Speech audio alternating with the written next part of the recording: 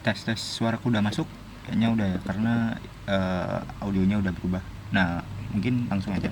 Jadi di sini saya akan membuat tutorial gimana pakai API gitu kan. Bukan pakai API sih, pakai PHP MyAdmin untuk memasukkan dari Flutter, masukkan data ke PHP MyAdmin gitu ya.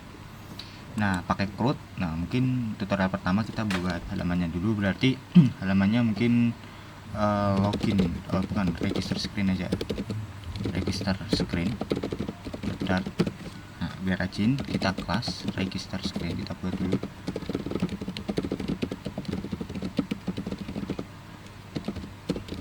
Full widget. Nah, di sini harus import.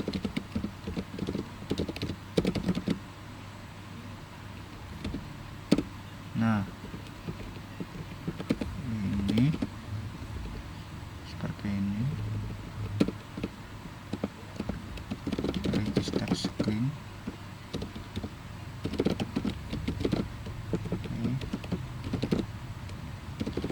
Jadi karena kita mau masukkan data, berarti kan pakai itu ya, apa namanya, text field. Jadi untuk pakai text field kita memerlukan controller dan state beberapa, makanya kita pakainya stateful. Maka override register screen,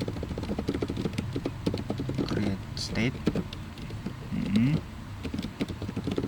register screen seperti ini, plus register screen extend state register screen. Nah, terus add override widget with context return scaffold. Nah, terus di sini kita pakai akbar, langsung aja pakai title. Sini titelnya ya create ya insert data lah, insert data. Nah, error karena kita harus pakai teks.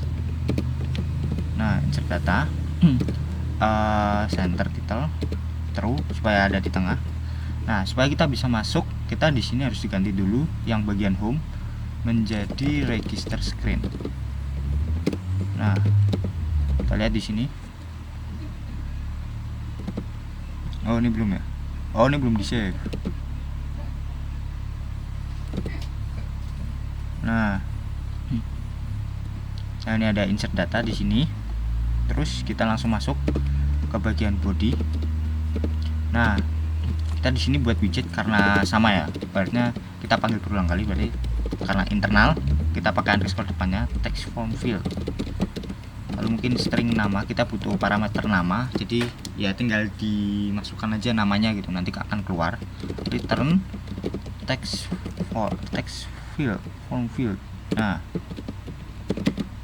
terus kita masukkan control. Jadi controller ini kan nanti kan berubah gitu ya kan, apa maksudnya seperti kolom. Nah, controller ini gunanya untuk ibaratnya menangkap perubahan itu. Nah, pertama harus didefinisikan dulu editing controller. Mungkin kalau register berarti kita butuh username dengan text editing controller seperti ini. Nah, mungkin ada password juga, controller password dengan text editing controller seperti ini. Nah, udah. Terus dari controller ini kita masukkan aja user. Karena controller ini berubah-ubah ya kan, maka kita juga perlu parameter text editing controller seperti ini. Nah, lalu masukkan aja controller di sini. Lalu apalagi kita butuh decoration. Nah, decoration ini gunanya untuk itu ya, apa namanya, ya ibaratnya ngasihin terus berubah bentuknya seperti itu. Nah, kita pilih yang hint aja, hint text. Nah, ini tadi masukkan nama aja. Nah, bisa juga pakai label. Nah, bedanya hint text sama label itu apa? Jadi kalau label itu ada di dalamnya ya, jadi label itu nanti ketika diklik akan keluar ya, nanti kita cek gitu ya.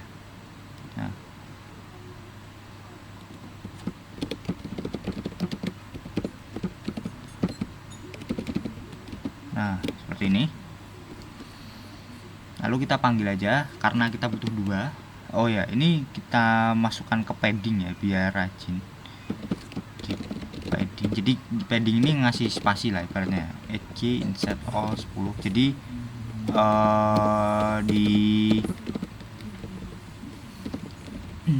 jadi maksudnya padding ini nanti akan ngasih di luar dari elemennya itu spasi 10 gitu ke semua arah, kiri, kanan, atas, bawah. Nah, supaya rajin lah ibaratnya. Ya ini cuman perumpamaan aja sih.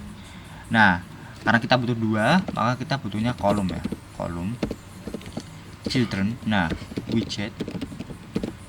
Kita langsung panggil text form field. Nah, tadi kita butuh 2 kan, nama. Tadi namanya apa? Masukkan username. Masukkan username. Controller tadi username. Nah, lalu masukkan lagi yang satu, masukkan password. Password langsung aja di sini password. Nah, kalau kita gini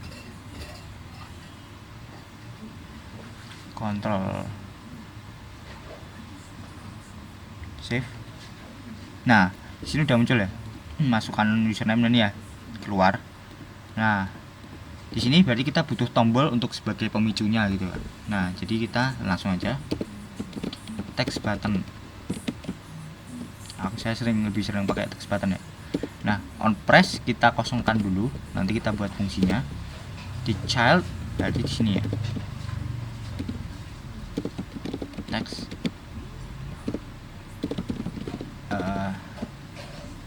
register gitu ya, register. Nah, nanti makan di bawah akan ada tulisannya register gitu. Nah, ini bisa diklik, tapi karena kita belum menginisiasi apa yang bisa dilakukan, jadi ya ibaratnya seperti ini ya. Jadi belum bisa dilakukan apa-apa gitu kan. Nah, selanjutnya kita akan membuat yang namanya fungsinya gitu kan. Fungsinya supaya kita bisa masukkan ke database. Nah, caranya kita buka VS Code lagi yang baru. Bentar.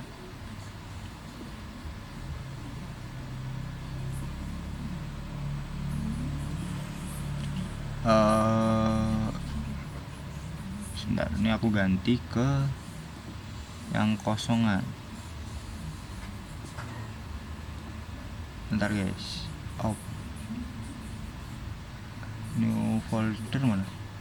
Open folder. Nah, ini backend code. Aku namain dulu. Nah,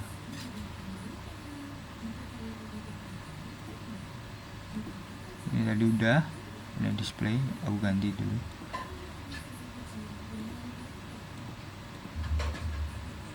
Nah, backend code ini oke.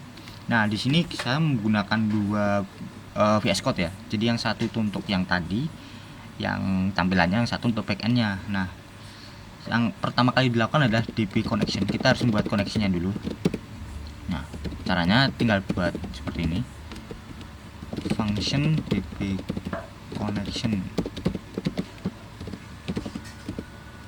Seperti ini. Terus nah, connection ini gunanya untuk ya supaya terkoneksi gitu kan. MySQL connect. Di sini kita memasukkan yang pertama adalah localhost karena secara default localhost ya kan. Nah, yang kedua ini adalah ID. Nah, ini saya itu aja ya. Secara default parameter MySQL connect gitu. Nah, yang pertama adalah localhost secara default ya, secara default. Mau kalian di server, mau kalian di yang enggak di server pun biasanya localhost. Nah, yang kedua adalah ID. ID ketika kalian melakukan login di phpMyAdmin ya. Login di phpMyAdmin. Nah, biasanya ini root ya, by default root. Ini defaultnya ya root gitu aja. Nah, yang ketiga adalah password. Kalau secara default ini juga sama di phpMyAdmin, tidak pakai password. Nah, yang keempat adalah nama tabelnya. Nama tabelnya yang kalian buat. nama database, sorry, nama database yang kalian buat. Nah, di sini kalian nanti buat aja sesuai kebutuhan, terus nanti return count seperti ini. Nah, di sini sorry 2 3. Nah, bentar, saya ganti dulu biar rahasia di register screen. Di sini 24.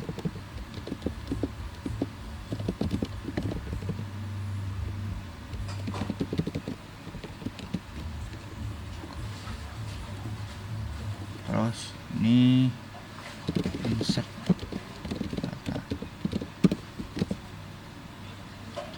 Nah,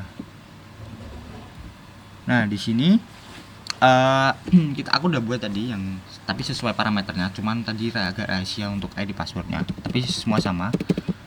Nah, seperti ini kita buat yang insert data ya. Nah, caranya adalah include dulu, include db nama filenya, include db connection.php, lalu on sama dengan db connection. Nah, seperti ini. Lalu kita masukkan if dalam kurung isset. Jadi isset tuh kalau ada isinya gitu kan. Nah, post. Nah, kita akan ngirim. Nah, post ini namanya seperti yang ada di database ya. Nanti kita juga buat database. Mungkin username, S-nya gede. Nah, terus kita buat variabel username. Nah, MySQL real escape string. Nah, ini count post. Nah, di sini juga sama nama tabelnya username. Kalau misal enggak gimana? Else langsung gitu kan. Nah, biasanya kita biar aman tuh die ya. Jadi die langsung putus. Jadi langsung kasih kata-kata silahkan masukkan username. Nah, MySQL real escape string ini biar nggak ada serangan gitu ya. Tapi ya karena ini kita uji coba jadi nggak perlu ya. Jadi cuman gini aja nggak apa-apa.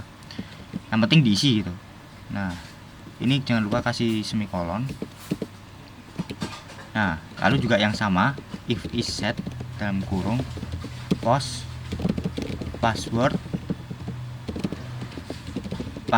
sama dengan post password seperti ini. Kalau enggak dia akan diputuskan hubungannya.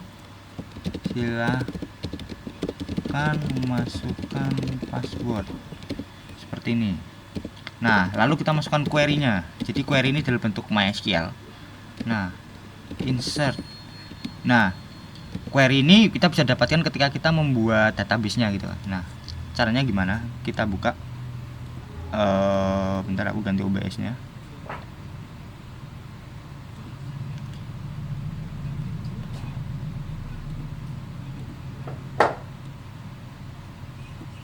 Sebentar.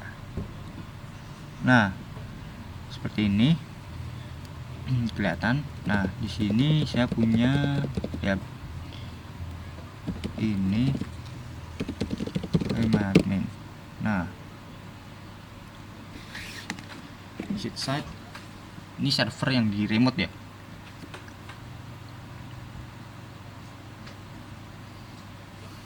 Nah, 4. Nah, di sini kita buat database baru namanya CRUD, karena tadi saya namanya CRUD. Nah, nama tabelnya berarti tadi create aja. Nah, nama tabel create kita butuh ini ya, ID biasa aja, nggak perlu itu.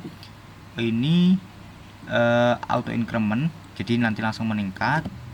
Username varchar mungkin 100 saja. Password juga varchar 100 ini kan. Terus save aja. Oh, create to reserve keyword berarti create berarti buat gitu aja ya. Buat. Nah, tambah data aja, tambah data, save. column ID doesn't exist in tables. Hah?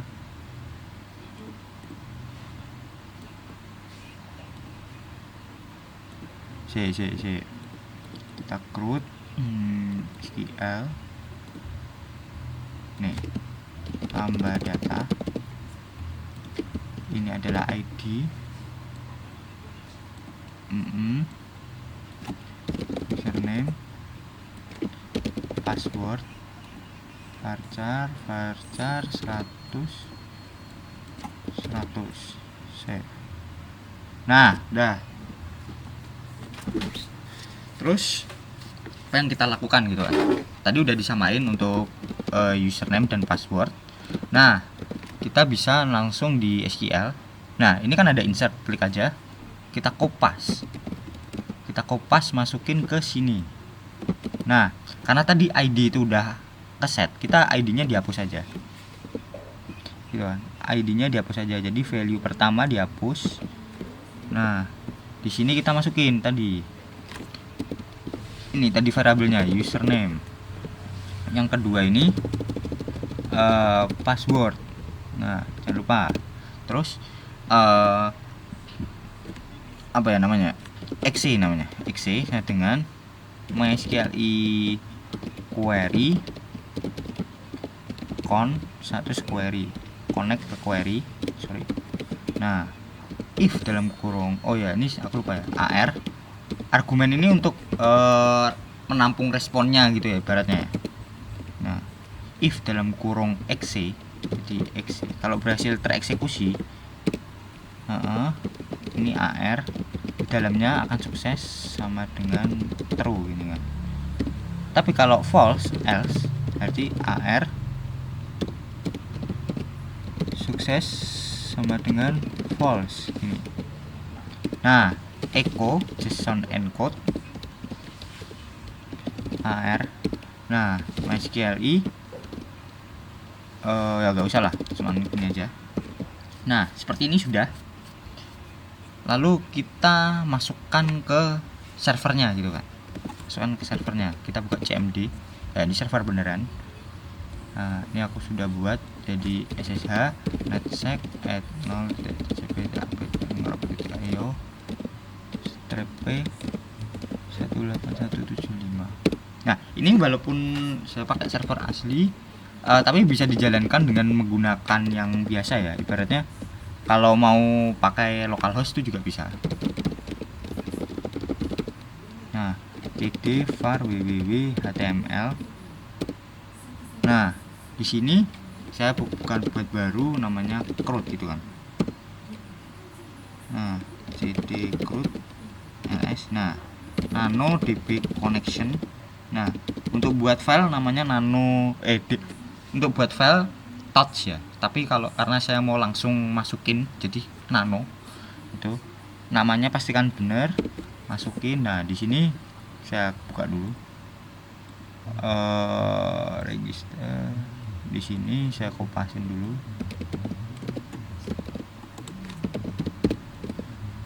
Oke. Nah, terus di insert data kita masukkan di sini nano insert data.php gini ya. Enter. Lalu kita tes dulu di sini apakah masuk dan nggak ada error gitu kan. Nah, CRUD insert data.php. Nah, ini masuk tanpa error ya. Jadi langsung mengeluarkan respons gitu. Ini berarti udah berhasil. Berarti kita selanjutnya akan langsung masuk ke bagian sini. Nah, ini juga udah. Kita buat controllernya ya. Controllernya berarti user controller lah berarti ya. Controller dart kelas user controller ini future. Nah, karena di masa depan gitu kan, perlu waktu void, masukkan nama fungsinya, misal register. Nah, tadi parameter yang dibutuhkan dari PHP tadi yang ini itu kan username sama password. Jadi masukkan aja string username sama string password. Nah, karena asinkronus ya, ibaratnya bisa dijalankan sambil kita jalanin yang lain gitu kan. Nah, lalu if dalam kurung kalau username-nya kosong, nah kita mau ngapain nih? Dan atau password dengan kosong. Oops. Nah, kita akan try. Jadi pakai try biar nanti kalau ada error supaya kita bisa troubleshooting dengan cepat lah ibaratnya. Print nah seperti ini, try. Kita masukkan lagi string. Oh iya, aku lupa. Nah, jadi di sini kita perlu namanya HTTP ya. HTTP Flutter di sini. HTTP Flutter package. Nah, di sini gunanya untuk kita bisa ngupload lah ibaratnya, ngupload data internet. Nah, caranya gimana? Di sini di bagian installing kita klik. Nah, di sini kan ada nih dart pub bla bla bla, enter. Di bagian terminal kita masukkan dulu, enter. Nah, kita tunggu dulu. Nah, ini udah langsung masuk. Taunya masuk dari mana, Mas? Gitu kan. Nah, di sini di bagian pubspec.yaml, di sini sudah langsung ketulis HTTP sekian ya. Sebelumnya nggak ada gitu. Nah, itu berhasil. Nah, terusan di user controller ini kita perlu nambahin ini. Bukan ini ya. Di bagian readme ini kita kopas nih yang atas nih. Kopas ke sini. Paste. Nah, gunanya untuk apa nanti? Di sini kita ngupload alamatnya tadi, alamat intinya, yaitu ini tadi ya. Nah, bagi kalian yang pakai localhost, gimana ceritanya gitu. Nah, tadi pastikan dulu kalian sudah buat PHP admin sama itunya, apa namanya, PHP admin tabel sama backendnya. Terus nanti kalian klik ipconfig. Di sini akan keluar 192.168.12.9 ya. Aku copy. Nah, kalau kalian yang ibaratnya tadi, ini tinggal dipaste aja ke sini. Nah, nanti bisa jalan sama. Tapi karena saya pakai server, jadi saya pakainya kayak gini. String uri, ya pakainya ngerok. Nah, setelah itu apa? Kita pakai var res. Jadi await, karena asinkronus kita juga harus nunggu gitu. http.post. Nah, uri.parse, kita akan parse berdasarkan uri. Nah, kita akan ngirim apa nih, gitu kan. Nah, tadi sesuai namanya di sini. Aku drag ke sini aja. Nah, namanya harus sama supaya nggak bentrok. Username. Di sini kita pakai username. Nah, lalu di sini password. Di sini password seperti ini. var response, kita akan menangkap responnya. JSON decode res.body. Nah, tadi seperti tadi ya. Kalau responsnya sukses sama dengan true seperti ini. Nah, berarti kita print data telah berhasil masuk. Kalau enggak gimana? Nah, print gagal masuk bosku, seperti ini. Dah. Nah, ini kan kita pakainya konsep MVC ya. Nah, jadi untuk memakai fungsi ini register, kita perlu di sini satu variabel lagi, namanya kita panggil user controller lah, user controller. Nah, pakai nama user controller dengan user controller seperti ini. Di sini kita masukkan langsung user controller titik register. Nah, tadi pakai butuh username sama password. Nah, karena tadi kan controller ini nilainya berubah-ubah ya. Jadi biar gak berubah pas dikirim, kita jadi ganti teks gini. Teks. Nah, kita save. dan kita lihat hasilnya di terminal di debug console. Ini restart, kita coba di sini kita coba masukkan Brahma, passwordnya 123 gitu, register.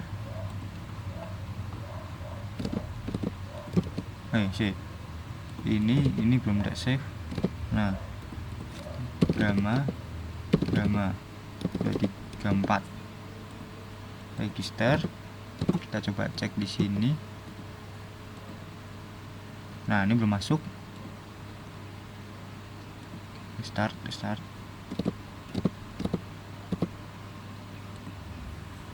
Nah, data berhasil masuk walaupun nggak ada isinya ya. Nah, coba kita testing sudah register. Coba cek. Nah, ini satu tadi kosong. Nah, kita coba cek lagi, kita restart lagi. Ini set register.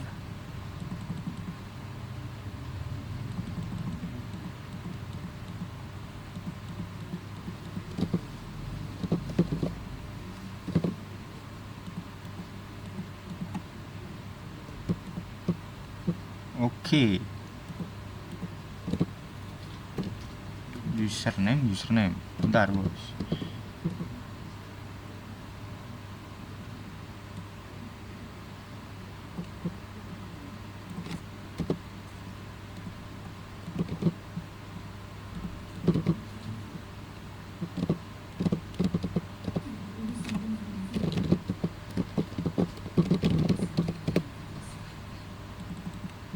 Oke, daripada budrek, kita restart aja.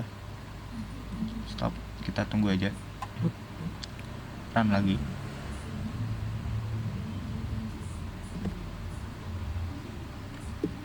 Kita tunggu bentar.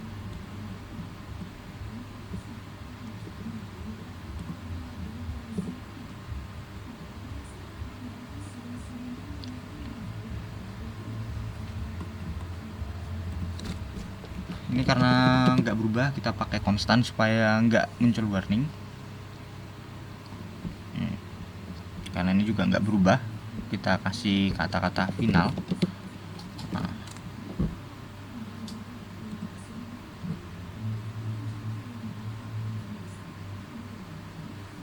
Bentar.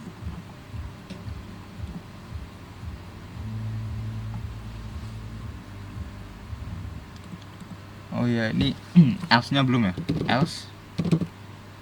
Ini kita tulisin aja print. Lupa nih. Data belum lengkap. Nah.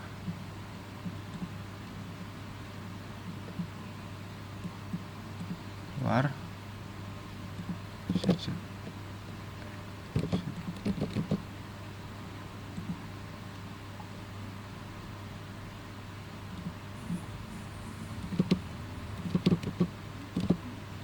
Oke. Nah, nih data belum lengkap. Kenapa? Karena di sini controller bla bla bla.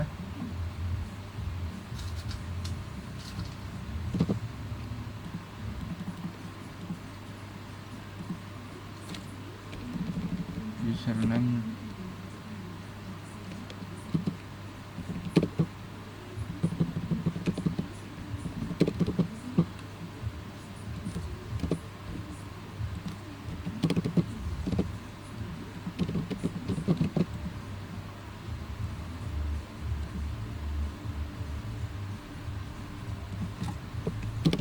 Tidak sama dengan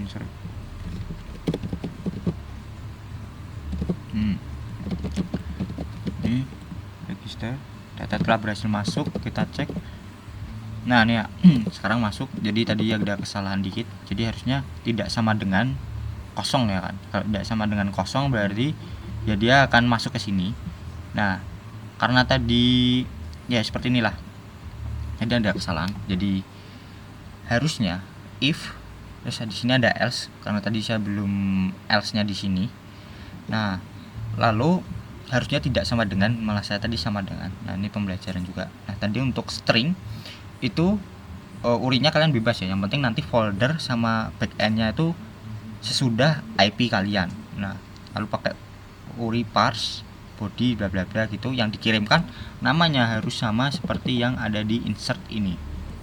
Nah jika sudah, nanti akan mengeluarkan respons gitu kan, echo JSON encode berupa responnya tadi. Responnya tadi akan ditangkap ke ya variabel respons ini menggunakan ya di decode lah ibaratnya. Kalau responnya benar, sukses, true, ya maka akan keluar nih data telah berhasil masuk. Kalau enggak ya gagal masuk aja gitu kayak tadi. Nah tapi kalau belum lengkap gimana ya, data belum lengkap. Nah tapi kayak tadi ya, kalau menggunakan text form kita butuh text controller bla bla bla, kita butuhnya stateful widget. Nah seperti ini. Nah nanti akan diupload lah. Nah ini yang sederhana ya, nanti mungkin besok I don't know, mungkin yang ngambil data boleh, mungkin seperti ini ya. Sekian, nanti akan saya upload videonya, kodenya di GitHub. Thank you. Assalamualaikum warahmatullahi wabarakatuh.